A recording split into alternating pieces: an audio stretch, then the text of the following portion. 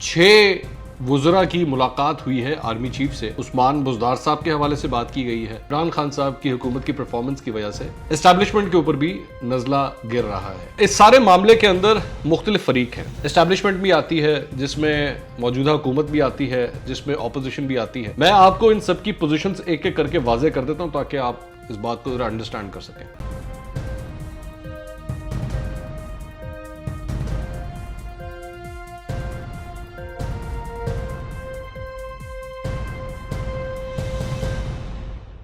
अस्सलाम वालेकुम नाज़रीन, मैं हूं मंसूर अली खान। अपने YouTube चैनल के ऊपर आपको खुशामदीद कहूँगा। सबसे पहले आपसे दरख्वास्त के चैनल को सब्सक्राइब करना मत भूलिएगा और बेल आइकन ज़रूर प्रेस कीजिएगा। नाज़रीन, जुम्मे वाले दिन एक ख़बर आई थी, नजम सेठी साहब ने एक ख़बर दी थी और अपने अखबार फ्राइडे टाइम्स के अंदर उन्होंने ये ख़बर दी थी कि 6 वुज़रा की मुलाकात हुई है आर्मी चीफ से और उस मुलाकात के अंदर ख़ास तौर पर चंद चीज़ें बताई गई हैं। उस मुलाकात के अंदर उस्मान बुज़दार साहब के हवाले से बात की गई है कि इनकी तब्दीली बहुत ज़रूरी है। दूसरी बात यह है कि महमूद खान CM KP उनके हवाले से ये बात की गई है कि उनको भी हटाना बहुत ज़रूरी है। इसके साथ साथ जो फाइनेंस के जो मामलात हैं उस हवाले से भी बताया गया है कि महंगाई की वजह से लोग परेशान हैं और मुल्क जो है वो सही सिमत में नहीं चल रहा, गवर्नेंस के इश्यूज़ हैं। और इसके साथ साथ फ़ौज के अंदर, एस्टैब्लिशमेंट के अंदर दरअसल में ये बेचैनी पाई जाती है कि इमरान खान साहब की हुकूमत की परफॉर्मेंस की वजह से एस्टैब्लिशमेंट के ऊपर भी नज़ला गिर रहा है। अवाम जो हैं वो उनसे भी नाराज़ होते हैं, एस्टैब्लिशमेंट से भी नाराज़ होते हैं, जो कि सही नहीं है।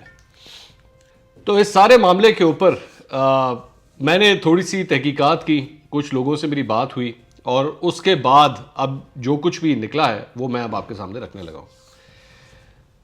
इस सारे मामले के अंदर मुख्तलिफ फरीक हैं जिसमें एस्टैब्लिशमेंट भी आती है, जिसमें मौजूदा हुकूमत भी आती है, जिसमें अपोजिशन भी आती है। मैं आपको इन सब की पोजीशंस एक एक करके वाजे कर देता हूँ ताकि आप इस बात को ज़रा अंडरस्टैंड कर सकें।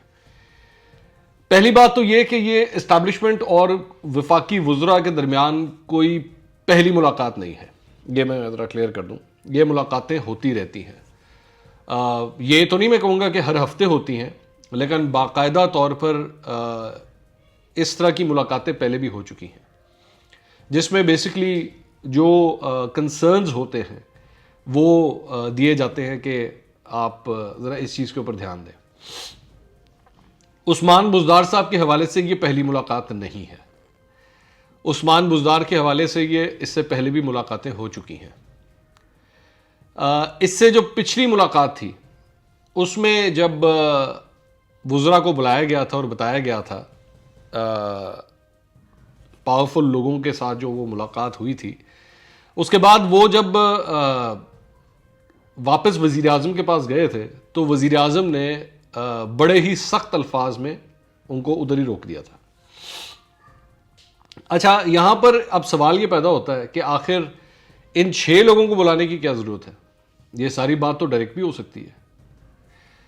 तो उसका जवाब ये है कि डायरेक्टली कई दफ़ा कहा जा चुका है पहले भी, लेकिन उसके ऊपर कोई अमल दरामद नहीं हुआ। जब इससे पहले ये सब कुछ होता था तो ज़्यादा से ज़्यादा ये होता था कि बुला के समझाया जाता था कि भाई आप ये चीज़ ठीक करें। और मीडिया के ऊपर भी आता था कि लो जी अब कुछ ना कुछ होने जा रहा है, क्योंकि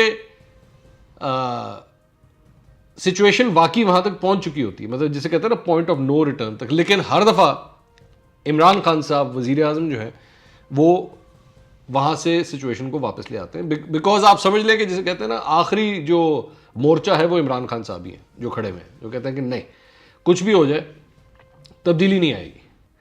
जो मैंने कह दिया है उस्मान बुज़दार, उसके साथ ही हम चलेंगे। एक बात। अच्छा, इसके अंदर जब इससे पहले जब वो 6 वुज़रा गए थे इमरान खान साहब के पास तो उन्होंने आगे से ये कहा था कि बताओ अगर ऐसी बात है तो मुझे नाम बताओ, कौन हो सकता है उसकी जगह। तो उस मौके के ऊपर फवाद चौधरी साहब का नाम ज़ेर गर्दिश आया। शाह महमूद कुरैशी का नाम ज़ेर गर्दिश आया, मोहसिन लगारी का नाम जो है वो सोचा गया। तो ये सारे नाम अंडर कंसिडरेशन आए, लेकिन हर दफ़ा वज़ीर आज़म ने उसके ऊपर कोई ना कोई बात कह के उसे रद्द कर दिया। अच्छा, ये नाम कंसिडर किए जाने का सिलसिला कोई नया, ये भी नया नहीं है, ये पिछले 2 साल से ही जारी है। बल्कि आप समझ लें कि उस्मान बुज़दार जब आए थे तो शायद उसके चंद महीने के अंदर ये काम स्टार्ट हो गया था। मीडिया के अंदर ये बड़ी कोशिश करते थे कि जी वो हमारे जो मुखालिफिन हैं वो बिला वजह की इस तरह की बातें फैलाने की कोशिश कर रहे हैं, लेकिन ये एटमॉस्फेयर के अंदर ये चीज़ हमेशा रही है, पाकिस्तान तहरीक इंसाफ की हुकूमत के साथ हमेशा रही है कि लो जी अब तब्दीली आई तो अब इनको फारिग कर देना।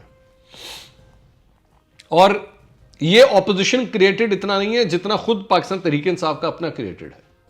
इनके अपने लोग ये बात बताते हैं जाके कि हाँ जी there is a problem going. और मेरी इतला के मुताबिक तो कम से कम 2 लोगों के हवाले से मैं बात कह सकता हूँ कि उनकी, बल्कि 2 नहीं, सॉरी 3 लोग, हाँ 3 लोग ऐसे हैं जो वजारत आला की कुर्सी के लिए उम्मीदवार थे, जिनके नाम डिस्कस हो रहे थे, और उनकी उस्मान बुज़दार साहब के साथ जो है थोड़ी सी नोकझोंक भी हुई है मुख्तलिफ मामलात के ऊपर। लेकिन वो जब एक आदमी को पता लग जाता है कि अच्छा जी इस बंदे का नाम जो है वो लिया जा रहा है या ये उम्मीदवार है मेरी इस कुर्सी के लिए, तो आपकी ऑटोमेटिकली उसके साथ जो राब्ता है उसमें एक कोल्डनेस आ जाती है, उसमें एक सर्द मोहरी आ जाती है कि ये क्यों मेरे मुकाबले में खड़ा हुआ है। तो अब की बद दफ़ा भी यही हुआ है कि इमरान खान साहब ने इस तरह के तमाम प्रपोजल्स को रिजेक्ट कर दिया। लेकिन अब सिचुएशन ये है कि मेरी इतला के मुताबिक थोड़ी सी कुछ और डेवलपमेंट्स भी हो रही हैं, और वो जो पाकिस्तान पीपल्स पार्टी वाला फॉर्मूला है उसके ऊपर हो सकता है कि कुछ सीरियसली कोई काम शुरू किया जाए। और सबसे बड़ा जो कंसर्न है एस्टैब्लिशमेंट का वो ये है कि हमारा नाम जो है वो बीच में क्यों लिया जा रहा है, बार बार हमारे साथ इस चीज़ को क्यों नथी किया जा रहा है। चंद हफ्ते पहले, बल्कि शायद अब तो महीने से भी ऊपर हो चुका है,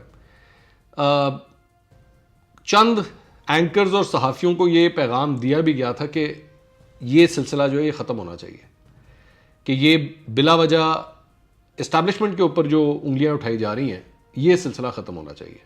ये इमरान खान साहब की परफॉर्मेंस है, वो अगर बुज़दार साहब को नहीं चेंज कर रहे या महमूद खान को नहीं चेंज कर रहे या महंगाई पे नहीं कंट्रोल कर पा रहे, तो ये इमरान खान साहब का कसूर है, इसमें किसी और का कोई कसूर नहीं है।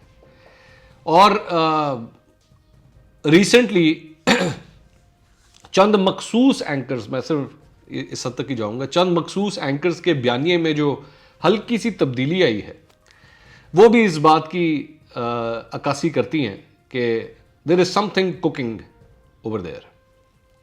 पता लग जाता है, वो आप जब वो जो लिखते और जो बोलते हैं ना, उससे आपको आइडिया हो जाता है कि सोच क्या चल रही है। तो उनकी बातों के अंदर भी जो है वो अब एक गुस्सा और कंसर्न आना शुरू हो गया आहिस्ता आहिस्ता। एनीवेज, अच्छा, इस सारी चीज़ के अंदर एक और डेवलपमेंट ये हो रही है कि लाहौर में ये डिस्कशन हो रही है कि मुन सलाही जो है उनके लिए कोई नई अनाउंसमेंट अनकरीब हो सकती है। ये वही मुन सलाही जिन्होंने कहा था कि इमरान खान साहब मेरी शक्ल नहीं देखना चाहते, अब खबर आ रही है कि उनके लिए कोई ना कोई अनाउंसमेंट अनकरीब होने जा रही है। लेकिन जाहिर बात है इमरान खान साहब में कुछ भी कर सकते हैं, हो सकता है ना करें, लेकिन लाहौर के अंदर ये बात इस वक्त ये गर्दिश कर रही है। दूसरी बात यह कि जहां तक ऑपोजिशन का ताल्लुक है, नून लीग के जराए ये कहते हैं कि हमें तो बार बार कहा जा रहा है कि आप आए और टेक ओवर करें, ये वो क्लेम कर रहे हैं इस बात को, और ले पंजाब आके आप इसको टेक ओवर करें, लेकिन हमें ये सूटेबल नहीं लगता, इस वक्त हमें ये सूटेबल नहीं लगता, क्योंकि जो फॉर्मूला पेश किया जा रहा है वो नून प्लस स्टाफ का फॉर्मूला पेश किया जा रहा है। तो वो नून ये कहना है कि जी हमें ये काबिल कबूल नहीं है। लेकिन आप सिर्फ एक बात का अंदाज़ा लगाइए कि ये एक ऐसी चीज़ बन चुकी है, उस्मान बुज़दार साहब एक ऐसी शख्सियत, एक ऐसी हस्ती बन चुकी है कि जिसके ऊपर नून भी नहीं उनको हटाना चाहती और इमरान खान भी नहीं उनको हटाना चाहते। मेरा मतलब ये इमरान खान और ऑपोजिशन जो है, शायद ये एक वाहिद पॉइंट है जिसके ऊपर ये सेम पेज के ऊपर कि ना इनको नहीं हटाना, इनको किसी जरूरत नहीं हटाना।